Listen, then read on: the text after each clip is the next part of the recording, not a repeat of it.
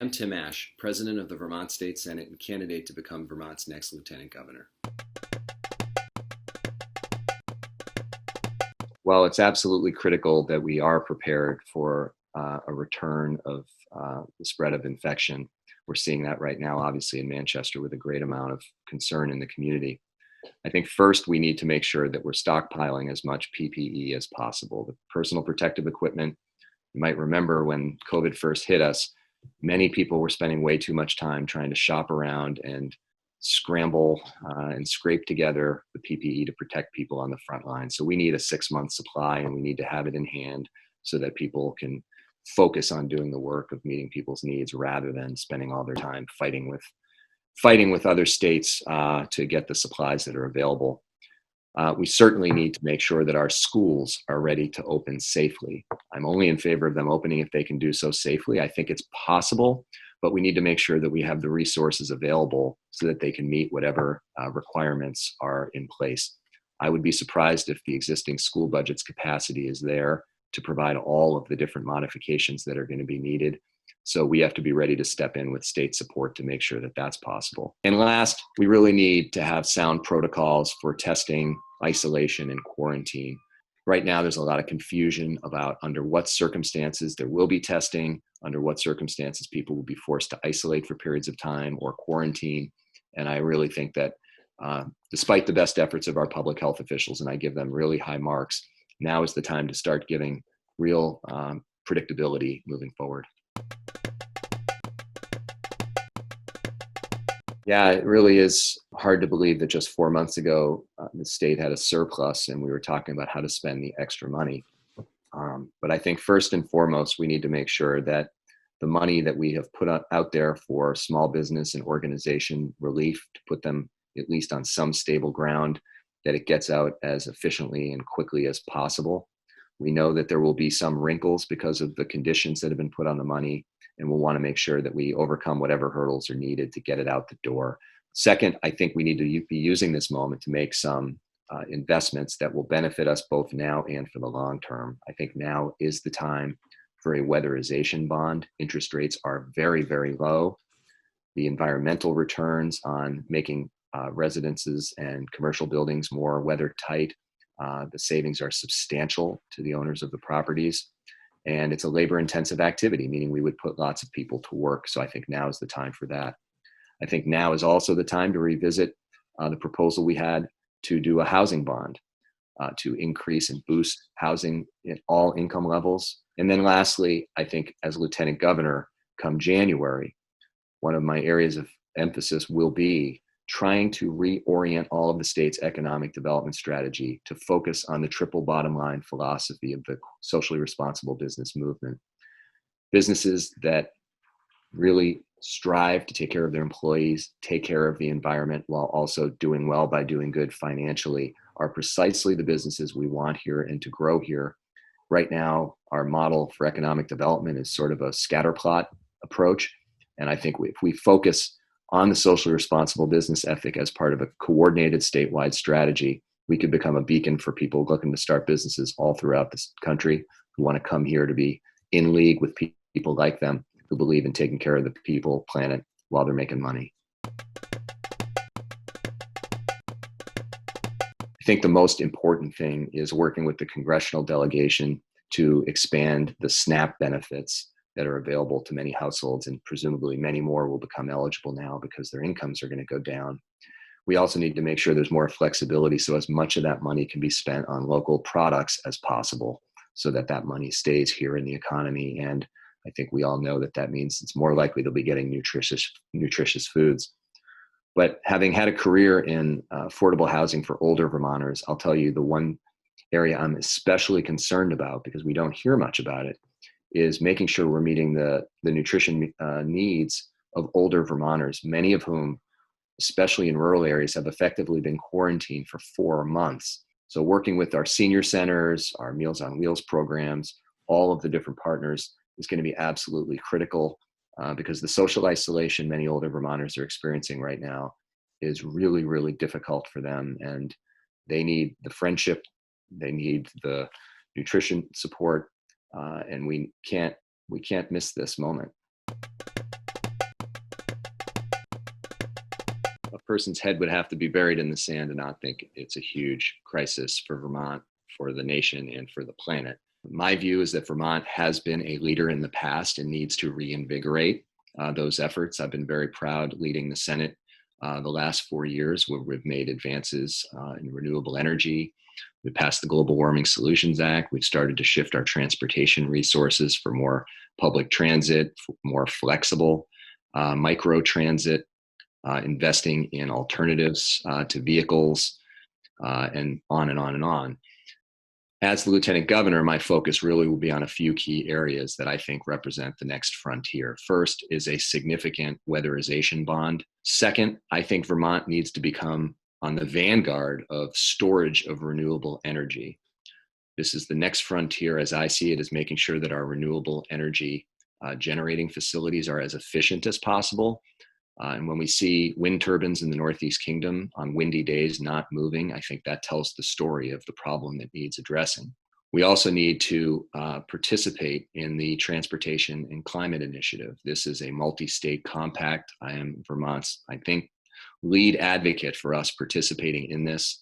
It will guarantee a reduction in transportation emissions while bringing money to Vermont to invest in clean transportation strategies. I also think we need to divest from fossil fuels, the state's pension system. I have been pressing the state treasurer on this, and watching my alma mater, UVM, make the decision just this week is a signal that people understand that it is no longer a financial hit to divest from fossil fuels, but it is a smart long-term play, in addition to being absolutely the right thing to do to get out of the business of worsening climate change. Well, it absolutely is. And it's not just the state, it's the state, the country, local communities. We have in recent years tried in different ways to begin the process of eliminating racial disparities in all of our institutions, whether it's in our schools, law enforcement, criminal justice. And what I've observed is every time the legislature passes a measure intended to eradicate these kinds of injustices, the people who are in charge of implementing them find some way to slow it down or water it down or delay it. So from my point of view, when we look at school discipline as one example, the discrepancies in sentencing based on race in our criminal justice system, the disparate treatment of people of color in traffic stops and other forms of police interaction, wherever there are disparities, we need to attack those discrepancies and fight for justice. I am happy to have worked close in quarters with House members and Senate members on the most substantial criminal justice reform legislation in more than 15 years. By reforming our criminal justice system, it will help undo some of the systemic injustices that are in that system. We've passed some major steps forward in terms of law enforcement disparities. And I think we also now have to turn our attention to the use of school discipline, which sets kids of color, from data that we have had in the past, suffer from more punitive types of discipline like suspension and expulsion and isolation from their white counterparts. And of course, once you start doing that, it alienates and isolates the kids from the rest of their peers. So we need to be tackling anywhere there is these kinds of disparities or injustices. Well, the criminal justice system has a number of great challenges. I think we need to change the nature of the job of correctional officers. Those who are incarcerated right now, despite the best efforts of our correctional officers, the relationship really is the classic guard-inmate relationship. And frankly, it's one of the reasons I think we're having trouble recruiting correctional officers, because the job is extremely stressful. And I think it's probably a contributor to one of the reasons why we continue to struggle with recidivism of people who are released and then committing new offenses.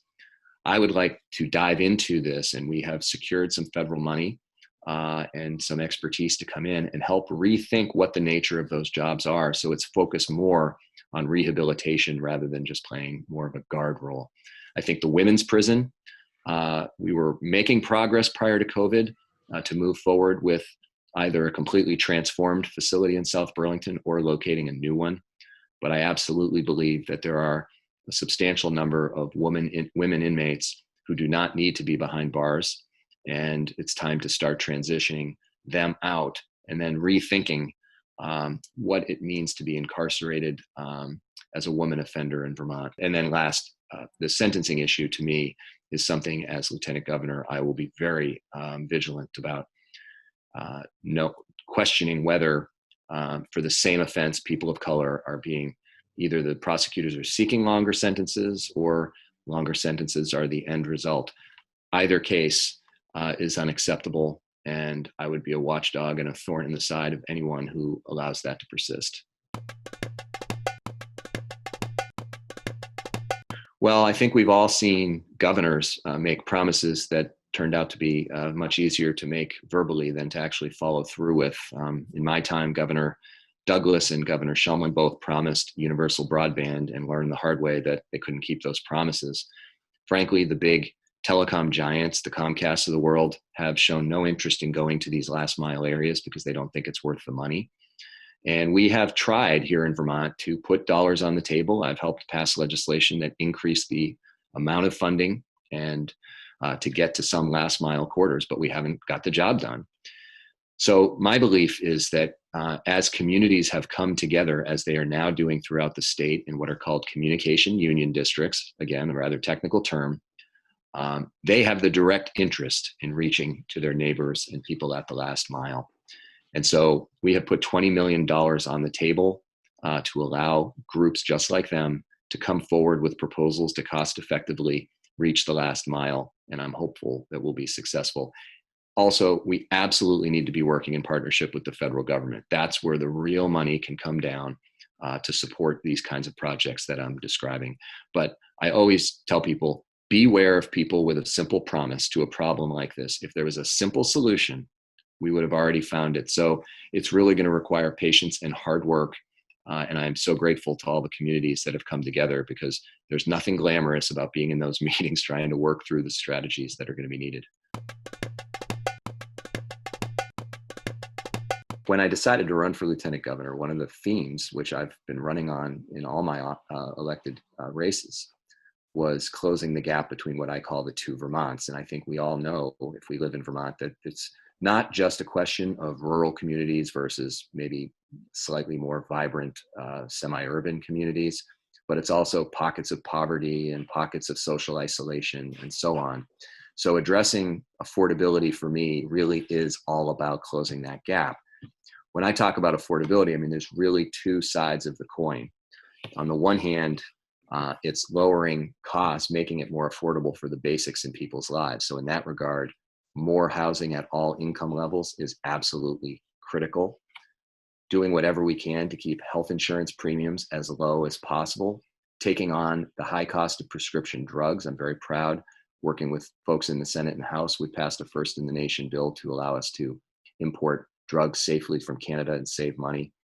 And we are making huge investments to drive down the cost of higher education, which has been a long-term problem, many decades in the making.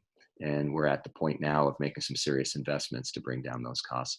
But then on the other side, we need higher paying jobs. So I very much support the minimum wage increase and was the leader in the legislature of advancing that. I think we need a 14 county economic development strategy that really builds on the assets in each community. Obviously, broadband is a piece of this, which is why it's so critical that we support communities that have come together to extend service to the last mile. But we really do have to have those two sides of the equation, keeping people's costs down and then increasing the wages that are available to more people with more jobs.